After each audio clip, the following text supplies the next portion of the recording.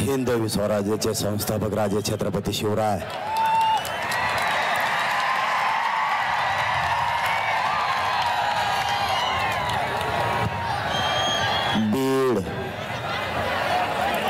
बीड नगरीतील आणि बीड जिल्ह्यातून आलेल्या माझ्या तमाम मराठा बांधवांना माझा मानाचा जय शिवराय।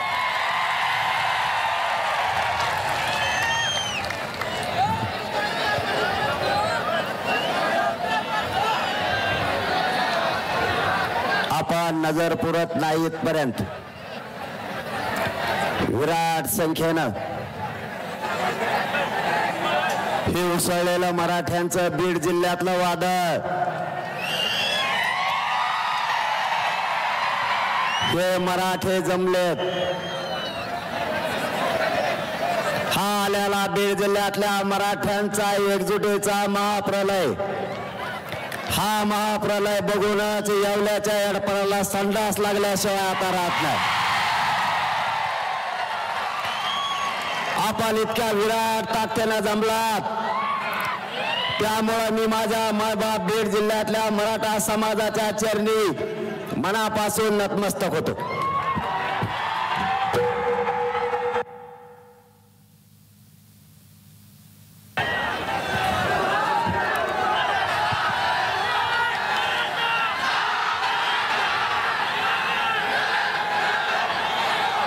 माझ्या गोरगरीब मराठ्यांच्या लेकराला न्याय मिळाला पाहिजे म्हणून मिळेल त्या वाहनानं आलेल्या माझ्या सर्व बांधवांना मानाचा जय शिवराय। मिळेल त्या वाहनाने माझी आई माता माऊली आली, मिळेल आता अँब्युलन्स पुढे घ्या म्हणते बाबा, त्यांना दिसा नाही, घ्या थोडी पुढे घ्या, का करता आता, घ्या घ्या घ्या घ्या।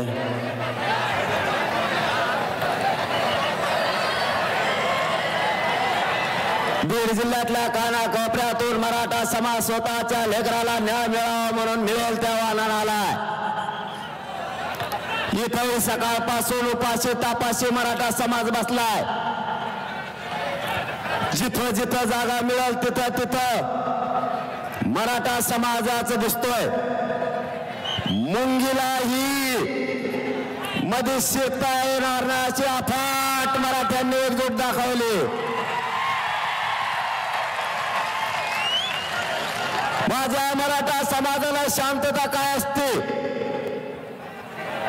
हे पुन्हा एकदा सिद्ध केलं। माझ्या बीड जिल्हा जन्मभूमीतील मराठा समाज एकही घरी राहिला नाही, त्याबद्दल पुन्हा एकदा तुमच्या चरणी नतमस्तक होतो।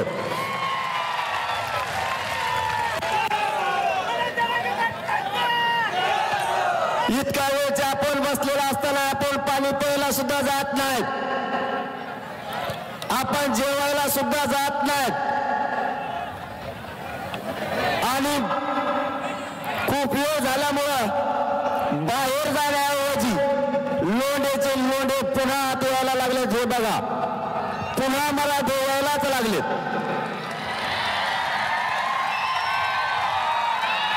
एकही मराठा जागा सोडायला तयार नाही।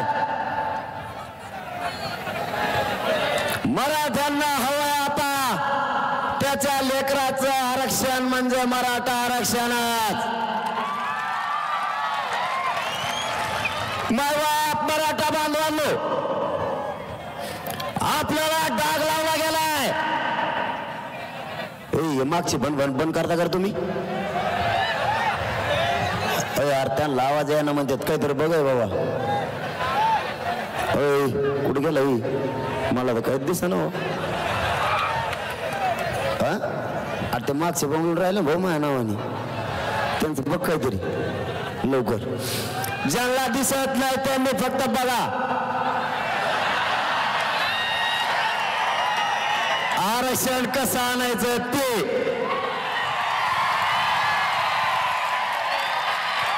आणि मराठे कसे आरक्षण आणते तुम्ही नुसतं बघा म्हणा। आता ज्यांना आवाज येत नाही ना, ज्यांना तुम्हाला दिसत नाही नका दिसून देऊ, आवाज येत असेल ना मग फजिती करायचं मागत का तुम्ही? आवाज कस काय येणार त्यांना? नाही म्हणते ते काय खोटं बोलते, येत आरक्षण नाही खोटं कसं काय बोलते? जेवढा येतं तेवढा आहे का? मग काय करता आता एखादी सांगा मी तुम्हाला. मायबाप मराठ्यांना आपल्याला अर्ध्या घंट्यात सगळा विषय मांडायचा आहे. कोणीही आपली जागा सोडू नका. आणि जागा सोडणारा बीड जिल्ह्यातला मराठा अजिबात नाही. आपल्याला डाग लावला गेला.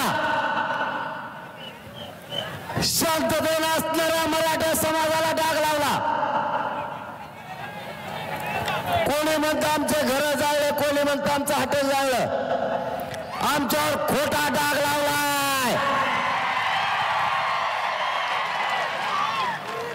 यांनी यांचेच हॉटेल जाळले आणि निष्पाप माझे गोरगरीब मराठ्यांचे बांधव तुम्ही गुतवले. पण भेणार तो मराठा कसला, आणि त्यातले त्यात बीड जिल्ह्यातला.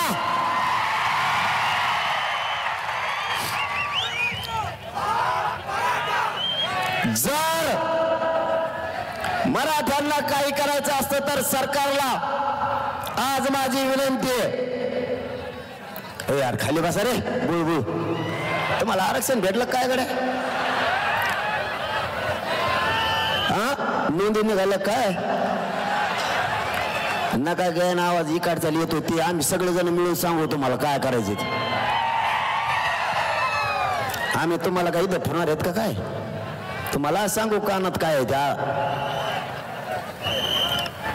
आपल्याला मायबापावर डाग लावला. आपल्या पोरांनी काय नाही करू नये त्यांच्यावर गुन्हे दाखल केले. निष्पाप पोरांना गुंतवण्याचं षडयंत्र सरकारने केलं. आज इतक्या लाखानं मराठे कोणालाच मोजता येत नाहीत. मराठ्यांना जर काही करायचं असतं तर आज केलं असतं का नसतं? मग मराठ्यांनी शांतता रॅली काढली होती. शांतता. सरकार झोपू नका. मराठ्यांनी शांतता रॅली काढली होती. मराठ्यांना राज्यात शांतता हवी. करोडोच्या लाखोच्या संख्येने आज मराठा एकत्र आलाय. शांततेत शहरात गेला आणि शांततेत मैदानात आलाय. विनाकारण त्याला डाग लावू नका. आणि हाच मराठा या राज्याला शांतीचा संदेश देण्यासाठी लाखोच्या संख्येने एकत्र येऊन शांतता रॅली केली. हे कधीच कोणाची जाळपोळ नाही करू शकत. हे कधीच कोणाच्या घरावर नाही जाऊ शकत. यांचे येणीच फोडिले रे. हे लंगुत आमच्या गोरगरिबात नाव घेतले. यांनातलं कंडे यांचं सुरू केलं येईन. ते येवल्याचं येडपट येडपट सगळ्या दुनियाचं भाव चाळलेलं तिकडून आलं आणि त्याच्यात पाहुण्याचं त्यानेच हाटल जाळीले. नाव आमच्या पोराचं घेते बधीर सगळ्या दुनियाचं.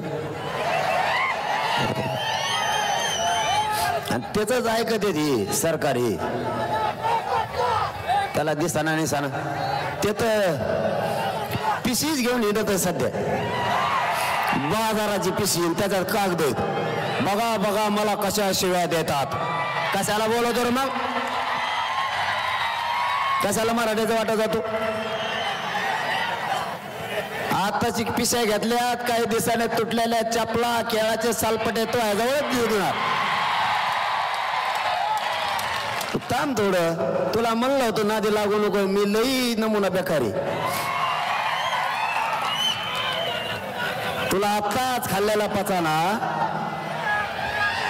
तर नंतर कसं व्हायचं हो? तुला आत्ताच पचा नाही. अरे त्याला समर्थ मी तुम्ही टेन्शन ना घेऊ. त्याला आत्ता उलटा पालता करतो. त्याचे काय काळजी नको. आता कशा आवाजात बोलू तू? बारीक असा जस काय कळली कधी त्याला. जरांगे साहेब म्हणतोय आता. पहिले नीट राहायला असतात नुसतं जमलं का. आळी वळवळ करते शेपटाची. दिसतंय बी कसलं काय नो रंगनाथ रंग बदलणारा रंगे. गप मारायचं. मला गिरीश महाजन साहेबांनी सांगितलं जरांगे पाटील तुम्ही बोलू नका. मी त्याला समज दिली. मी गप बसलो. म्हणलं जाऊन त्या डंकार झालेलं आहे म्हाताऱ्याला काय हाल बोलायचं. मी 4 दिवस काही बोललो का. मग त्याला काल काय बडबड हळूच बारीक आवाजात बोलतो. द्या सगळं त्यांना द्या सगळं. बंगले बांधा त्यांच्यापाशी. तिथंच राहा तिथंच कायदा बारा. एडपट बुजगाव नको डल्लं. मग शाळा काढीत त्याला अक्कल कसले मंत्री गेलं का नाही असलं कोणी. महाराष्ट्राला कल काही घेण्या देण्याचं हे डबड. तू थांब एकदा आरक्षण मिळवते मग तुला कचकात दाखवतो. तो लय दिवसाची फडफड चालली. माय बाप मराठ्यांनो फक्त एकदा आरक्षण मिळवस तर शांततेत आंदोलन करा. त्याच्यात किती तुम्ही एकदा बघायचं का बघूच आपण. आम्ही गप बसलो की काढा करतो. मला गप बशी देत. मी गप बसलो की ते सुरू करतो. त्याला दम मग मला चौथळीला मला नाही निघत दम. कारण मी खानदाने तुमच्या रक्तामासाचा ओरिजिनल मराठ्यांच्या आवला दे दम नसतो काढी. माझ्या मराठ्यांच्या आरक्षणाच्या विरोधात जर कोणी बोलला तर त्याला सुट्टी नाही. मग तो कोणी असू द्या. आम्हाला आमच्या हक्काचं आरक्षण पाहिजे. त्यासाठी आज संघर्ष सुरू आहे. तू टक जाऊन दे रे. टाकीशन टकोऱ्यात माया बोलू दे मला जरशी.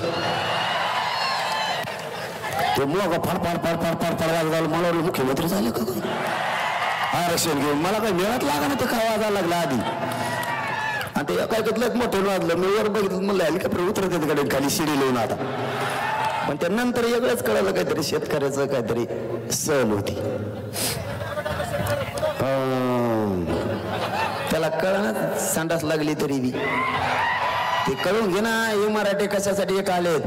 या मुख्यमंत्री आणि 2 उपमुख्यमंत्र्यांना माझी आज चंपावती नगरीतून विनंती आहे.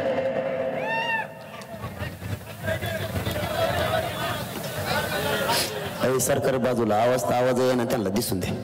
अवघड आहेत भाऊ मागच्या माणसं. नेट बंदच होणार नाही इतके लोक असल्यावर.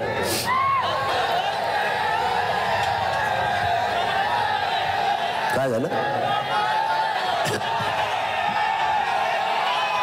हा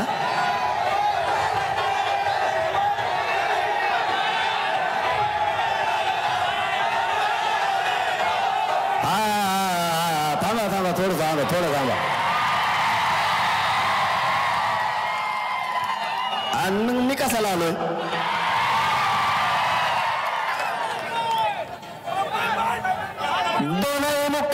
मुख्यमंत्री आणि 2 उपमुख्यमंत्र्यांना विनंती या चंपावती नगरीतून.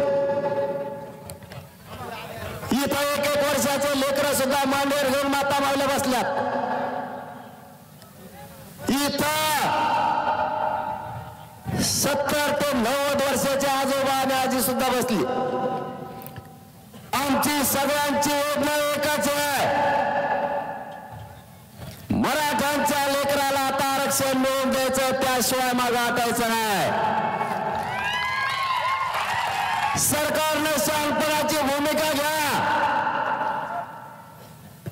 त्या व्यक्तीचं ऐकून जर तुम्ही मराठ्यावर अन्याय केला तर तुम्हाला जळ जाईल. त्याचं ऐकू नका. असा उद्देश दिसायला लागलाय. देशातले जेवढे राज्य त्या राज्यातली मोठी जात संपवण्याचा तुम्ही घाट घातला असा अंदाज दिसायला लागलाय. पण शेवटी एकदा जर मोठा सगळा समुदाय खवळला शांततेत काय होईना तुमचा स्वप्न साफ झाला म्हणून समजा.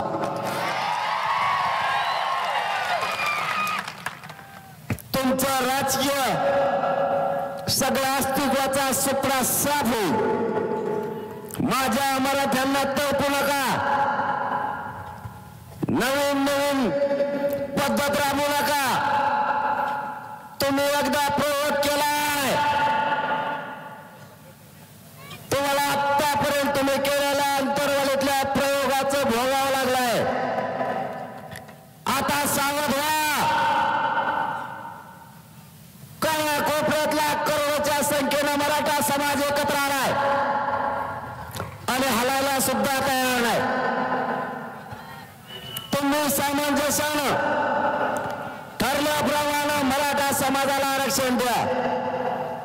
त्याचं ऐकून जर तुम्ही मराठ्यावर अन्याय केला तर आता पुढचं होणारं आंदोलन तुम्हाला 100% जड जाणार. कारण ही फक्त एकटा बीड जिल्हा आहे, आणखी सगळा महाराष्ट्र भरायचा आहे. जिल्ह्याला जिल्हे आणि घराला घराबाहेर पडणार आहेत. मी सगळ्याला पाणी पाहिजे तर मला पाण्याची काय गरज आहे? मिले निवारणा म्हणून आहे. पाणी भाषण उसर पेत नसतो, भाषण झाल्यावर 1.5 घंटा पेत नाही, पण त्याला पाणीच पाहिजे. त्याचा खोटाच उपटेला, दुसरा ठोकला. कारण तुमचाच मुर्ग आहे, मी काय लोकच थोडाच आहे. मला परिवारच मानत नाही. लोकांचं उलट आहे. लोक मध्ये आधी कुटुंब मग बाकीचं. आपलं तसं नाही, आपला उलटा खेळ आहे. आधी समाज आणि मग कुटुंब. हा मराठा समाज माझा मायबाप आहे. या समाजालाच मी मायबाप मानलं आणि ज्या समाजाला मायबाप मानलं त्यांच्याशी माझं लेकराचं आणि माय माऊलीचं नातं झालं. आम्ही माय लेकरं झालो. मग या समाजाची गद्दारी करायला हे आंदोलन उभा केलेलं नाही. यांचा सगळ्यात मोठा प्रॉब्लेम एकच आहे. ऐ बापाई दिठवून मोबाईल बाबा आला का तुला पण मुंबईहून फोन दिट्टे खालटे कुशी मग उकाल लागला मग इकडं मग इसरून जात असतो.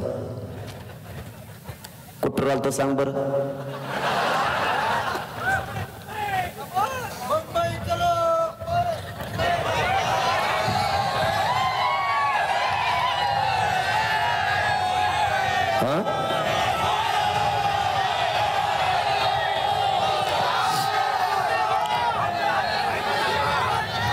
या महाराष्ट्रातल्या मराठा समाजाला परिवार मानलं आणि या समाजासाठी पूर्ण जीवनच अर्पण केलंय. ही तर एकट्या बीड जिल्ह्याची ताकद आहे. तरी अर्धे आम्ही घरी ठेवलेत. तिथले काम सांभाळायला पूर्व जर आले ना आम्हाला 7-8 चेक करावं लागत. महाराष्ट्रातल्या कानाकोपऱ्यातून मराठा समाज आंदोलनात सहभागी झालाय. मायबापावर तुम्हाला शब्द देतोय, तुमची एकजुटीची ताकद मी जिवंत आहे तोपर्यंत व्हायला नाही जाऊन देणार. यांचा प्रॉब्लेमच ते मी यांना मॅनेज होत नाही. सगळ्यात मोठा प्रॉब्लेम असेल तर ते.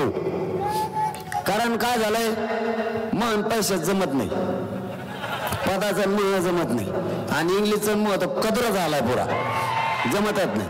आयला ते म्हणतात मग हे जमत नाही म्हणलं तर मग आरक्षणच द्यावं लागत. काय चुकीचं करतोय मी काय चुकीचं केलं? मी खाऊन जगण्यासाठी नाही आलो. खाऊन जगण्यासाठी तर कोणी पण येतं. या समाजाच्या मराठ्यांच्या लेकराच्या चेहऱ्यावर आरक्षण देऊन आनंदाने हसू बघायचंय एवढं स्वप्न आहे आपलं.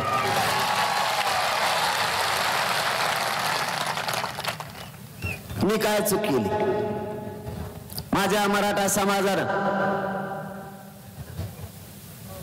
आरक्षणाची मागणी केली. दशक व्हायला गेले. पिढ्याना पिढ्या बर्बाद झाल्या. आई बापानं लेकरं शिकायचे आणि स्वप्न बघायचं. माझा लेकरं सुद्धा अधिकारी होईल आणि माझ्या वाट्याला आलेलं कष्ट कमी होईल. प्रसंगी बापानं कर्ज काढायचं पण मुलं शिकवायचे. पैसे कमीच पडले तर आईला स्वतःच्या अंगावरचं सोनंही मोडायचं पण लेकरं शिकवायचे. तिचं स्वप्न होतं माझं लेकरं मोठं होईल आणि हे लेकरं मोठं झाल्याच्या नंतर माझ्या वाट्याला आलेले काबड कष्ट कमी होते. पण आरक्षणाला घात केला आणि 1% हुकलेलं लेकरं घरापर्यंत रडत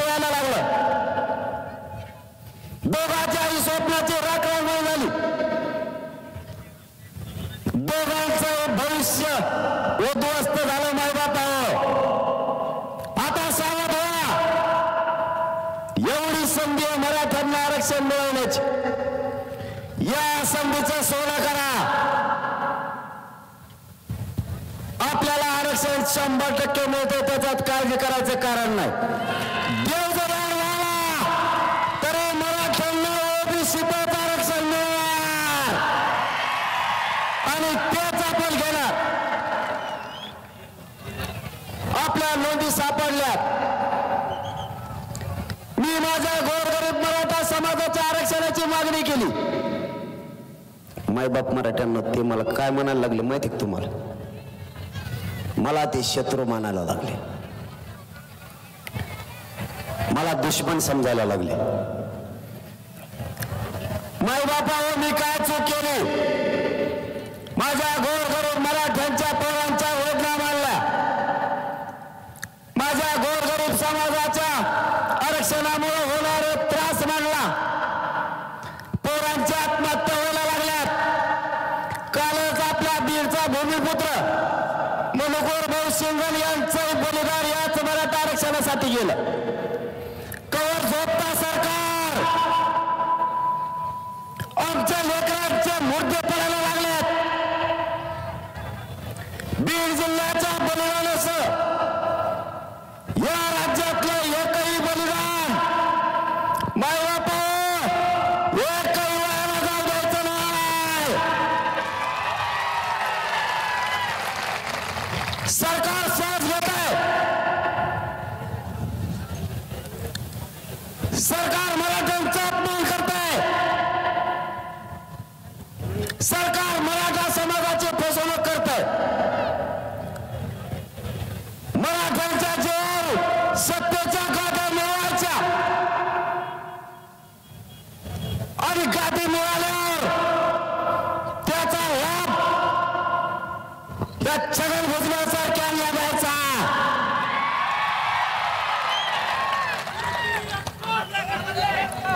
मराठ्यांनी आंदोलन मोठं करायचं आणि मराठ्यांच्या पोरांचे मुर्दे पडत असल्यानं त्यांच्याकडे बघायचं नाही. मग बापावर सावध व्हा. आपल्या लेकराचे बळी आता नाही जाऊ द्यायचे. सरकार गांभीर्याने घेत नाही. सरकारला वोट मिळाल्याची ताकद या मराठ्याच्या याला वोट घालल्याशिवाय आता सुट्टी नाही द्यायची. काही झालं तरी हरकत नाही. त्याला मला काय शत्रू मानायचं मानून द्या.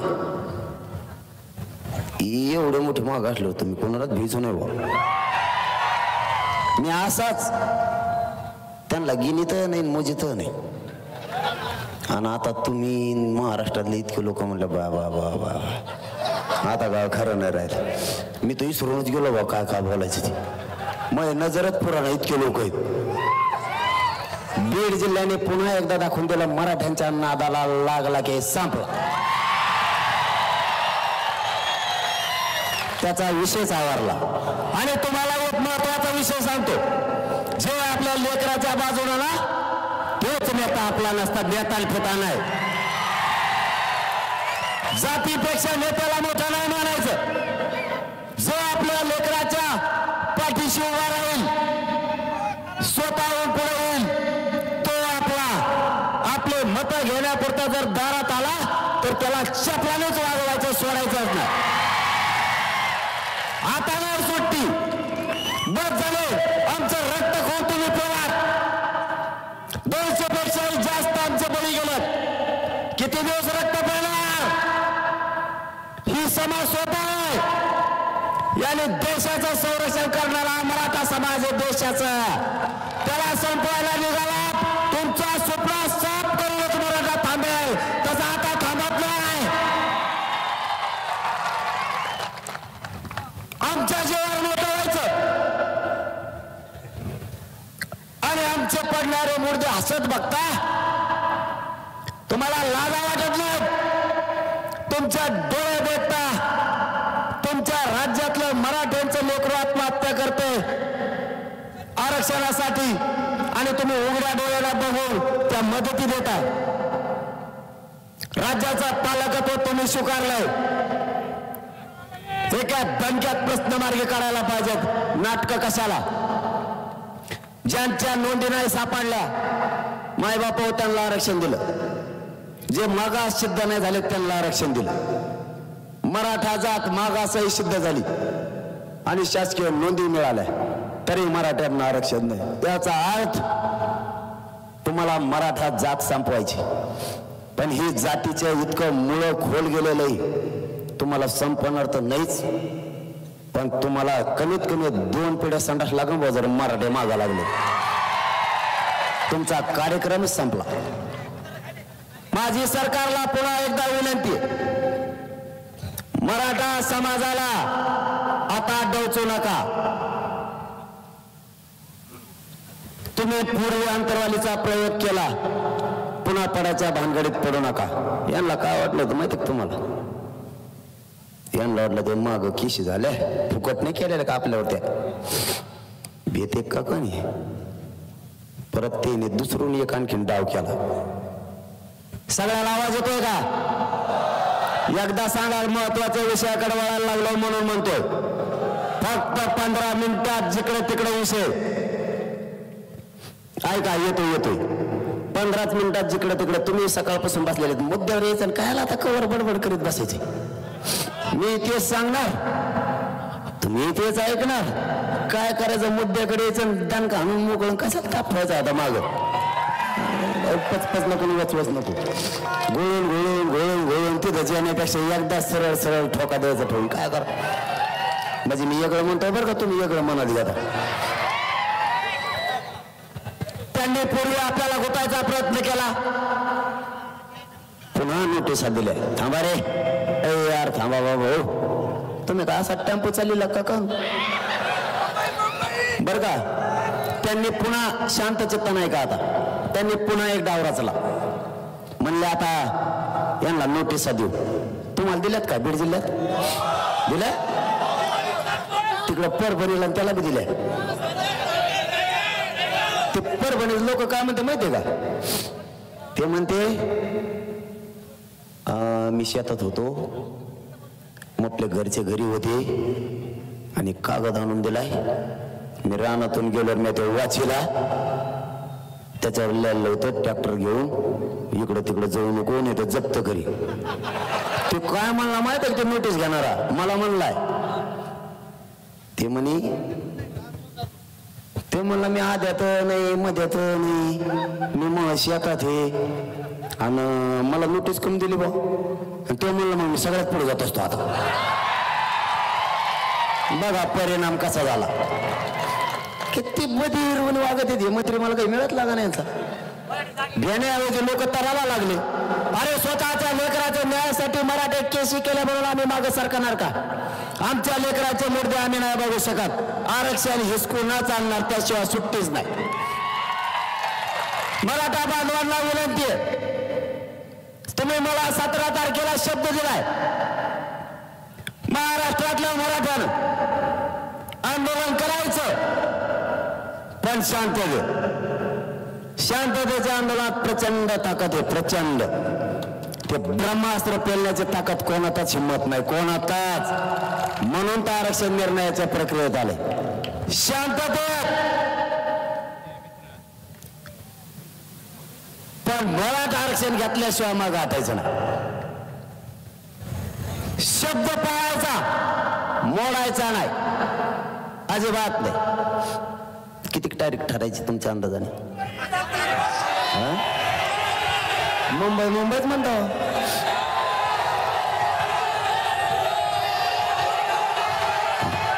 नाही असं नाही. नाही याला काय अर्थ आहे मग? अरे बाबा हा, पण याला काय अर्थ आहे का? थोडं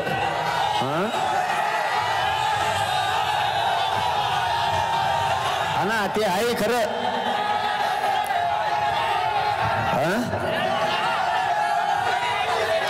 अच्छा हा, कळले. थांबा आता गप्प बस. कळलं ना तुम्हाला? वाटतं मी बी लयत नमुना शान आहे नाही का काय? मग मी बी आहेच ना. असं कसं? हे बघा, मी माझ्या जातीकडून आहे, प्रामाणिकपणा सांगतो. आम्हाला हौस नाहीये कुठं जाण्याची येण्याची, किंवा मूर्ख नाही येत आम्ही मराठा समाज. आम्ही उठलो आणि काहीतरी जनभावना आहे म्हणून कुणीकडे बी निघालो, याच्यातला मराठा समाज नाही आम्ही. परंतु आम्ही सहन तरी करायचं किती दिवस, याला काही मर्यादा आहे. तुम्ही माझ्याकडून 3 महिन्याचा वेळ घेतला, नंतर 40 दिवसाचा घेतला, पुन्हा आता 2 महिन्याचा घेतला 24 डिसेंबर पर्यंत. तुम्ही किती दिवस माझ्या मराठा समाजाला मूर्ख समजणार आहे? आम्हाला काहीतरी मर्यादा आहे, आम्हाला काहीतरी भावना पण आहेत, आमच्या लेकराला काहीतरी त्रास. मग आता आम्ही तरी किती दिवस दम काढणार? आम्हाला सुद्धा मर्यादा आहे. मला असं वाटतं आपण सगळे काय म्हणूयात त्याला, हा ना, पुढं तर बोलणं द्या ना तुम्हाला, मला पुढं तर बोलून द्या ना. हा ते काय आहे ना, पण मला असं वाटतं आपले सध्या अरे मला बोलून द्या ना. मग आपण पुढच्या आंदोलनाची दिशा ठरायची का? मग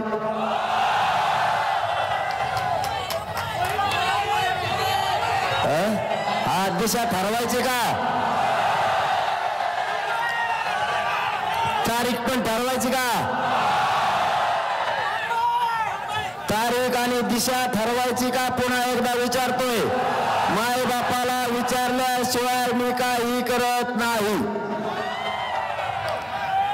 मग मला असं वाटतं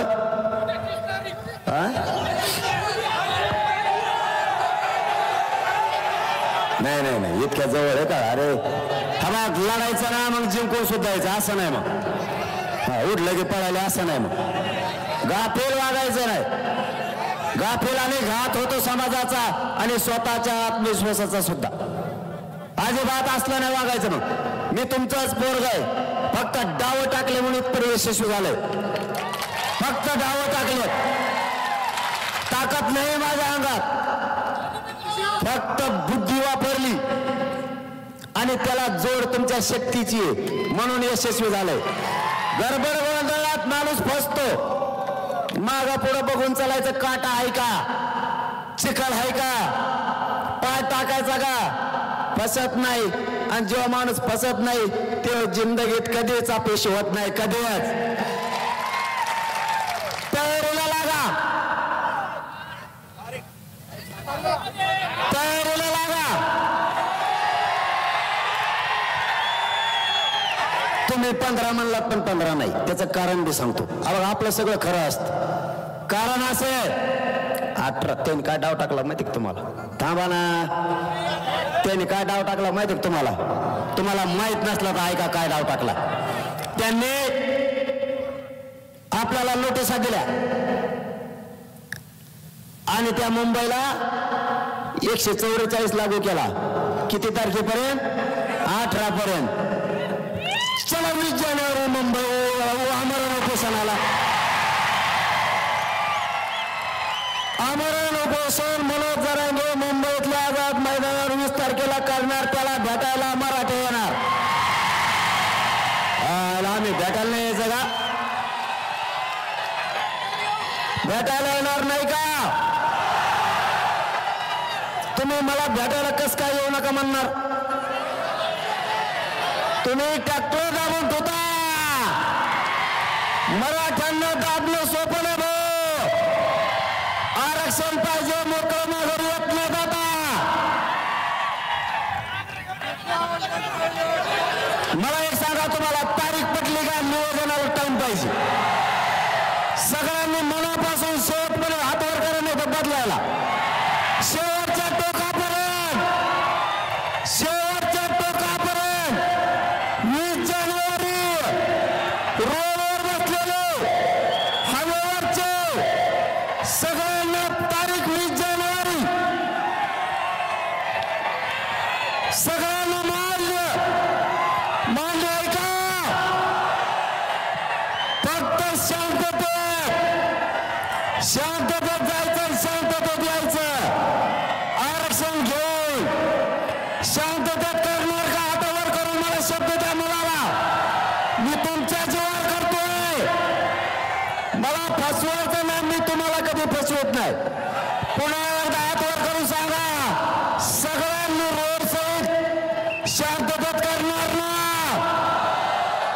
आणि बसा खाली. आता पुढचं नियोजन सांगतो ना मी.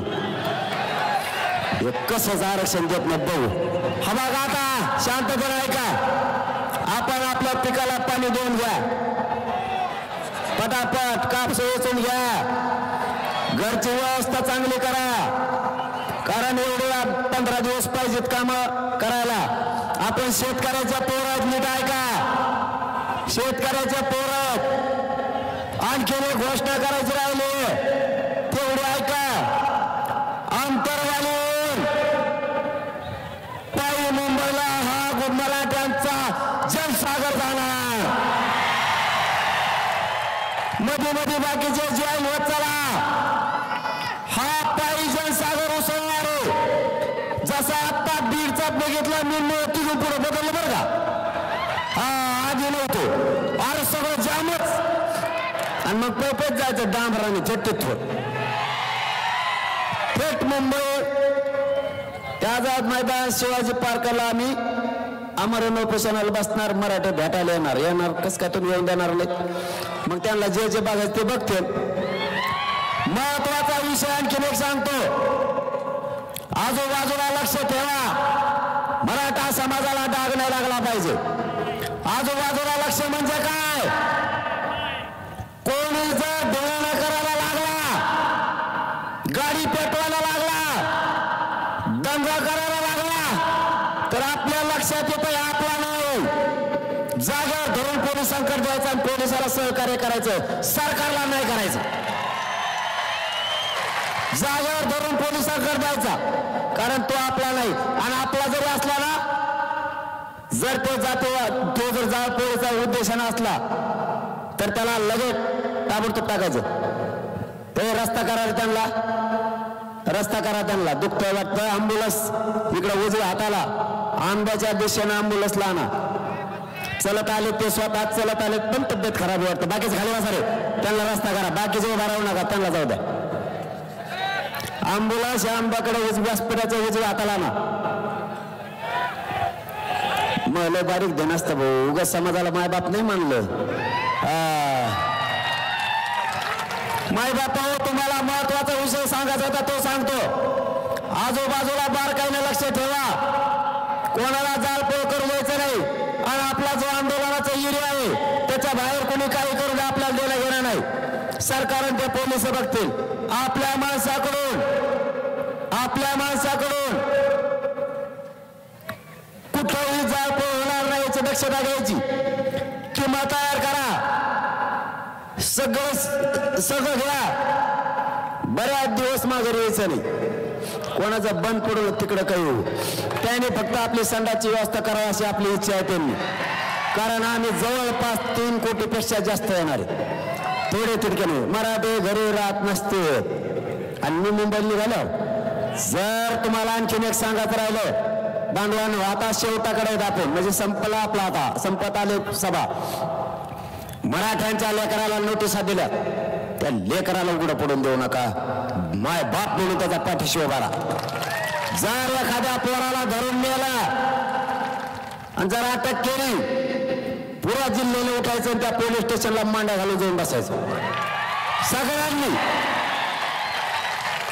दगड नाही, भांडा नाही, काही नाही नसते मांडी घालून बसायचं जायचं. काय म्हणायचं माहितीये का? पोलीस निरीक्षक साहेब, पोरग सोडा म्हणायचंच नाही. तिथं जायचं आणि मांडी घालून बसायचं. मला भूक लागली. 4-5 लाखाला जर एक वडापाव द्यायचं म्हणलं तर मेलच ते वडेपाव खायचं आणि रेटून 3 टाइम तिथंच झोपायचं. पोरग सोड म्हणायचं नाही, फक्त म्हणायचं आरक्षण दे, एवढंच म्हणायचं. हे आपल्याला खेटा ठरवलं नाही यांनी. मग मराठी बी काय असते ते आता बघा तुम्ही. आता 20 जानेवारी फक्त शांततेत. कारण हा महाप्रलय इतका मोठा असणार आहे. सगळीकडे ब्लॉक होणारे. बारकाईने लक्ष ठेवा. कुणाला उद्रेक करू द्यायचा नाही. आपल्या आंदोलनाला गालबोट लागू द्यायचं नाही. पण आरक्षण घेतल्याशिवाय माघारी फिरायचं नक्की. आणि तुम्हालाही सांगतो, हे काय अटक करायची यांच्यात एवढी दम नाही. त्यांच्यात या पोलिसाचा दोष नाही हो. ते 2-4 जण तिथं आहेत का, 4-5 जण आहेत ते मुद्दाम अंदाजा बघत आहेत. नाव मला माहिती आहेत बरं का. मी तुम्हाला थोड्याच दिवसात सांगणार आहे. त्यांना तर आयुष्यभर गुलाल लागू देऊ नका. आयुष्यभर त्यांचं नाव मी सांगतो मराठ्याच्या मुळावर कोण. या चंपावती नगरीतून आणखी घोषणा करतो, मराठा समाजाचे आमदार, खासदार आणि मंत्री या चंपावती बीडच्या नगरीतून जाहीर मराठा समाजाच्या वतीनं तुम्हाला हात जोडून विनंती करतो, मराठा समाजाच्या लेकराच्या पाठीशी उभं राहा. हीच योग्य वेळ तुम्हाला मराठ्यांना साथ देण्याची.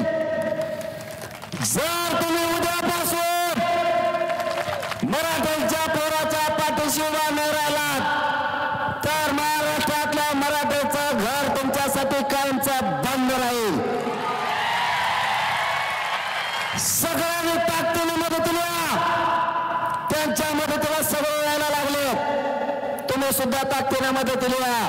आणि मराठा बांधवांना त्याला एकदा सांगा, मदतीला ये म्हणून, नसता पुढच्या काळात त्याला दारात सुद्धा उभा करायचं नाही. यामध्ये आणखी दुसरी घोषणा करतो, या बीड मध्ये उसळलेला हा जनसागर आणि महाराष्ट्रातल्या मराठा समाजाच्या वतीनं मधल्या काळात सरकारला काही 10-12 दिवस मिळतात, त्याच्या हात देता आलं तर बघा, नसतात तिथून पुढे एकदा आमचं जर मराठ्यातल्या आंतरवालीतून गाव सोडलं, येताना आम्ही आरक्षणच घेऊन येणार. तुमचा आमचा विषय बंद, चर्चा सुद्धा त्यानंतर बंद. कारण आम्हाला मुंबईला यायची हवस नाही, आम्हाला न्याय पाहिजे आमच्या लेकराला. जर तुम्ही त्याचा हात आता नाही दिलं तर इतक्या खुट्या मारणार मराठी की तुम्हाला आयुष्यभर खुट्या उपटणार नाहीत. आम्ही तर सगळे उपटून फेकले जात. मला पुन्हा एकदा सांगा, तारखेवर तुम्ही समाधानी आहात का? सगळ्यांचं एकमत आहे का? कारण तुम्ही हो म्हणलात, ऐकतो राज्य, महाराष्ट्रातले सगळे पोरं तयारीला लागणार आहेत. आपल्या घरचे व्यवस्थित करा, कारण हे काय आपण जरा दिवस तयारीला पाहिजेत. तिथं गेलो तर माघारी आलो असं नाही, मी मेलो तर मागे फिरत नसतो. आता नाही, माई बापा हो मार्ग सांगतो ना, दमत नाही वाजायला जाऊ गड खेळ हो, दमच धरीत नाही, दोनशे कवी दम निघतच नाही, त्यांना तरतराच करते ते. आणखी एक या बीड नगरीतून सांगतो, कोणीही मराठा आरक्षणाच्या मध्ये खोडा घालायचा नाही. कोणताही पक्ष संघटना यांनी मराठ्यांच्या परस्पर बैठका घ्यायच्या नाही. तुम्हाला हे मान्य आहे का? मराठ्यांच्या परस्पर नाही, आमच्या बैठका इथं चला त्या. मराठ्यांचा पवित्र व्यासपीठ, याच्यावर ओपन बोलायचं, बेताडा फेताडाचा हात नाही.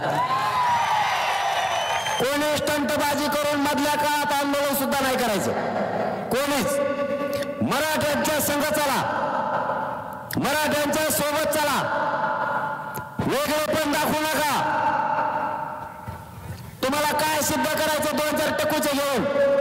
माझ्या बाप दादा मराठ्यांच्या पोराचं वाटोळ झालंय, आता तुमचं नाटक सगळ्यांनी बंद करा. मराठ्यांचं कल्याण करू लागा, मराठ्यांच्या सोबत राहा. इथं कोणी नेता फेता नाही आणि कोणी नेतृत्व नाही. मी बी मला मानत नाही, नसतात मग हवात उडाला असतो, उडाला असतो नसतो. मॅनेज फिनेजला माझ्याकडे येत नाही, ते लय टेन्शन घेतात फुल. आता फुल टेन्शन आलं असं त्यांना, फुल तारीख गेली म्हणलं बा म्हणतात लयच बेकार केला कार्यक्रम आता. आणि मी एकदा मुंबईला जाईल म्हणलं ना, तुम्ही माझे माय बाप आहेत, मी तुमचा पोरग आहे, शब्द बदलतो का मग? आता 20 ठरली म्हणजे ते रोड आता पुशिलेच म्हणायचे सगळे, दाना दाना दाना दाना दाना दाना. फक्त शांततेत काना निघायचं, कारण आपल्याला काय करायचंय ते सांगतो. हे बघा, आणखीन प्रामाणिकपणा आहे आपल्या डोक्यात.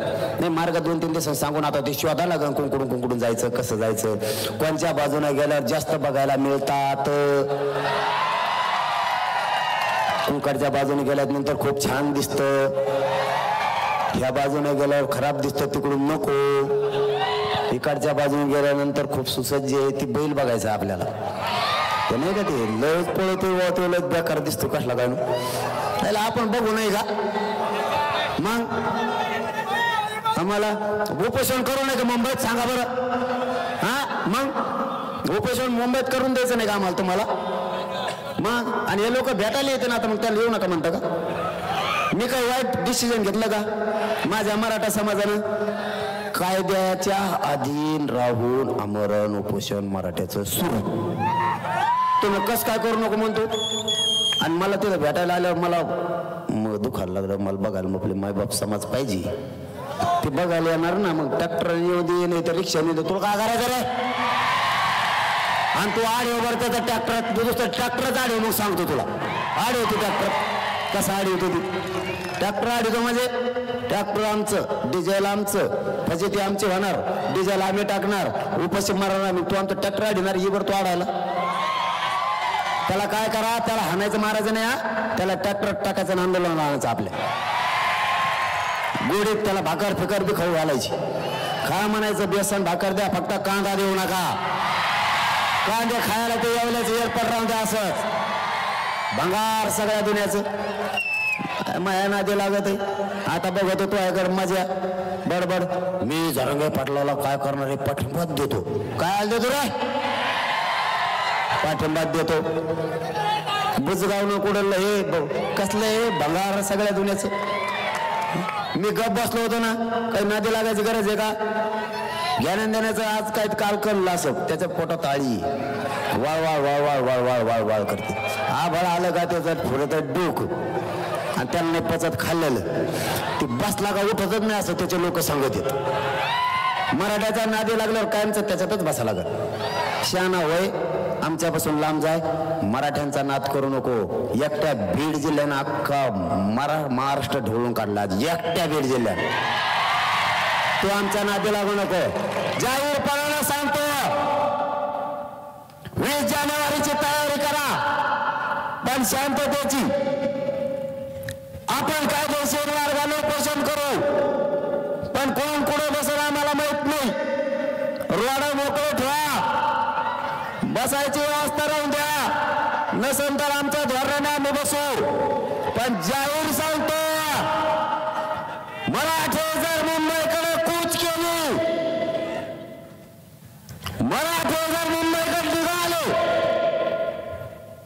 तर मराठ्यांचा निघालेला विराट समुदाय हा माघारी न फिरणार आरक्षण घेऊनच माघारी फिरणार कोणाला अडवायचं द्या आता आरक्षण घेतल्याशिवाय सुट्टी नाही आता देव जरी आला तरी मराठ्यांना आरक्षण द्यायचं मराठे दंड थोपटून तयार आहेत मराठ्यांना फक्त शांततेत चला तुमच्या शांततेचं नुसतं धूळ जरी उडाली तरी सरकार मुंबईत सुद्धा राहणार नाही सगळं आपण आपल्या गावाकडे येणार फक्त तुम्ही शांततेत चला माझी सगळ्याला विनंती आहे शांततेत आंदोलन करा आणि आता मावशी होत तुम्हाला कामी तुम्हाला आवाज येतो का नाही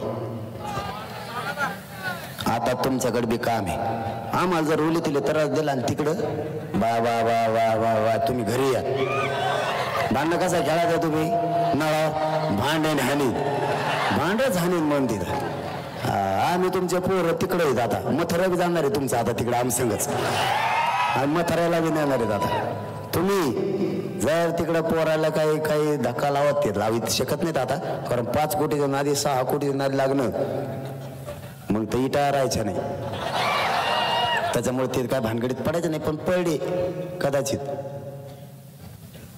तर का करायचं आमदाराच्या मंत्र्याच्याच घरी जाऊन बसा तुम्ही सगळ्या मेल्या म्हणा तू काय आला चप्पल काढता का नाही आमच्या पोराला तिकडे त्रास द्यायला लावतो आणि तू इथं राहतो तो आसामलाच गेला पाहिजे मध्ये राहिलाच नाही पाहिजे तुम्ही इकडची बाजू सांभाळा आणि तिकडची बाजू सांभाळतो लढाईत जिंकायचं यावेळेस आता कस काय पोराचं वाटोळ करतात बघूच आता यांच्याकडे किती बळ एकदा मराठ्याला बघायचं आता काढून द्यायला बाहेर यांनी लय लपून ठेवलेलं कुठं कुठं काय काय ठेवलेलं ना यांना यांची शक्ती मराठीच आता बाहेर काढणार. दाखवाच म्हणा तुम्ही आता. नसता सरकारनं गुपचूप शांततेत आमच्या सोबत राहायचं आजच्या सारखं. मला एक प्रामाणिकपणानं सांगा, आज बीड जिल्ह्यात किमान 12-13 लाखापेक्षा जास्त लोक आले असतील. एका तरी पोलिसाला त्रास झाला का? मग तुम्ही मराठ्याला डाकच खाला होता. पोलिस निवांत बसून होते, मी बघितलं. काही येड्या बाबळे खाली होते, काही लिंबा खाली होते, निवांत बसून होते. काही त्रास झाला का? मुंबईला जर पोरं निघाले मागणीसाठी यायले, त्रास देऊ नका, शांत राहा. संघ चला वाटल्यास भाकरी आम्ही देतो, आम्ही रेटून घेणार आहेत आभारी संघ. ट्रॅक्टर नेऊ नका म्हणजे मग भाकरी काय नाही तुम्हाला. त्याच घरी जेव म्हणून ना ट्रॅक्टर नेऊ नका, त्याच्यात तिथे जाऊन द्या आपला मोर्चा मुंबईत घाल म्हणा खाऊ आम्हाला. आता चाल, मी तर उपाशीचे, मी तर उपोषणच करणार आहे. कारण त्याच्याशिवाय ठेपायला नाही. गनिमी गाव करायला आपल्या संघ. आपल्याला काय तर गनिमी गाव करावं लागू का नाही? तरी आतलं काही सांगितलं नाही मी त्यांना. आणखी मी आतलं सांगत नसतो. तुम्ही आम्हाला सांगितलं का 70 वर्ष फसले की नाही तुम्ही आम्हाला गोड बोलू. आता मग आम्ही गदली सुतळी वाटलो का मराठी तुम्हाला? जर मराठ्याच्या पोराला नोटीस दिली तर काय होतंय? जर बाप म्हणला ना पोराला तू आज लग्नाला जाऊ नको, शेतात जाय, हे काय करतं? बैल घेतं शेतात जातं, वसा लग्नाला जातं. ते म्हणतो आमचा नाम्या तिकडे दिसत नव्हता, कसं काय लग्नात आला?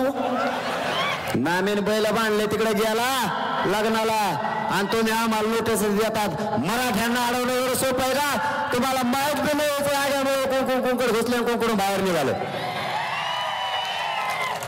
तुम्हाला फक्त एकच विनंती आहे,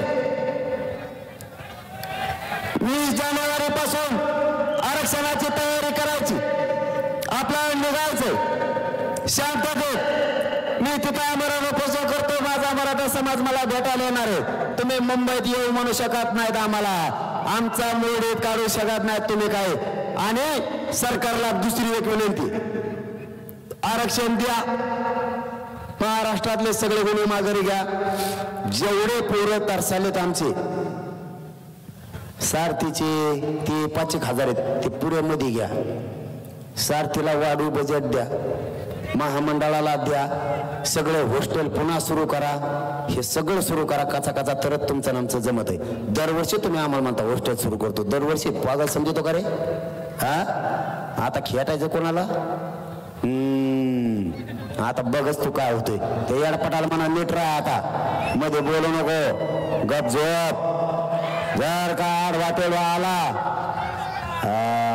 येडवण करायचं नाही. मला असं वाटतं आपण योग्य निर्णय घेतलाय, शांततेचा घेतलाय, कायदेशीर मार्गाचा घेतलाय. आमरण उपोषण इतकं देशात कोणतंच शांततेचं आंदोलन असू शकत नाही. आपण मुंबईला जाऊन उपोषण करतोय, चांगला निर्णय आपला आहे. फक्त तयारी करा, तोपर्यंत शेताला पाणी द्या. तुमच्या हातात 10-15 दिवस आहेत, कापसं ठेवू नका, इकून बी टाका लगेच, पण पैसे संग घेऊ नका. आई बापाला द्या, बिगर पैशाचं जायचं, काना पैसे खर्चायचे नाही. एक कोणाला सोनं काही असलं तर घेऊ नका. मोबाईल संग घ्या, फक्त फोन फक्त नीट लावा, नाही तर मग काही वेगळेच लावतात. नीट राहा. रोजने जिथं जागा मिळाली तिथंच कचकाटून झोपायचं, तिथंच खायचं. त्यांनी नुसते जाताना धुराळा बघून ते म्हणलं पाहिजे मुंबईला यायच्या आत आरक्षण द्या गाड्यानं. हे लयच बेकार कार्यक्रम दिसायला लागलाय. नुसते धुराळा जरी दिसला इकडून निघल्याला ते म्हणते मुंबईला नका येऊन दे, तुमच्या पाया पडत होतं वर काहीतरी करा बाबा पटकून. नसतात त्यांच्याकडे आपलं एकच काम आहे, लय मोठे नाहीत. जेवण आपण घेणार आहेत, पांघऱ्या जातरून आपण घेणार आहेत, सगळं आपण घेणार आहेत. फक्त तेवढं एकच काम त्यांनी करायचंय, कारण ते नैसर्गिक आहे, ते माघारी येऊन करू शकत नाही. तेवढी एक सोयी करा. एका टायमाला जर 3 कोटी बसले तर अवघड खेळ होऊ शकतो. त्याच्यामुळे तुम्ही तेवढी व्यवस्था करण्यात आम्ही पुढे पण बसत असतो. आम्ही लाजत पुजत नसतो, आम्ही पाठच सुरू करू. मग लाजत काय काम आहे का? आता त्याला काय, आता ते नैसर्गिक येते काय सांगायसारखं नाही ना. ते तुला सांगून कुठं जावा, तिथं घर पाहुण्यात असतात म्हणलं असतं. पाहुणे तो पळत उलची घेऊ दे 5 मिनिटं, पाहुणे नाही आमच्या तिकडं कुणी. मग जातो कुठं, इतके मोठे बसते कुठं, तेवढी एक व्यवस्था करून ठेवा. आणि तुमचं सरकारचं मराठ्यांचं प्रेम असंच राहू द्या. तुम्ही तुम्ही आडे येऊ नका, तुम्ही आमच्या सोबत चला, आम्ही तुमच्या सोबत चालवतो, पण येताना आम्ही आरक्षण घेऊन येणार आहेत. मनोज जरांगे आणि हा मराठा समाज बिना आरक्षणाचा माघारी येणारच नाही. धन्यवाद. जय जिजाऊ, जय शिवराय. राष्ट्रगीताने सभेची सांगता राष्ट्रगीताने होणार आहे. देश विदेशातील प्रत्येक घडामोडींचे लाईव्ह अपडेट मिळवण्यासाठी आता साम टीव्हीच्या सर्व सोशल मीडिया प्लॅटफॉर्मला लाईक, फॉलो आणि सबस्क्राईब करा. तसंच सर्व नोटिफिकेशनसाठी बेल आयकॉन प्रेस करायला विसरू नका.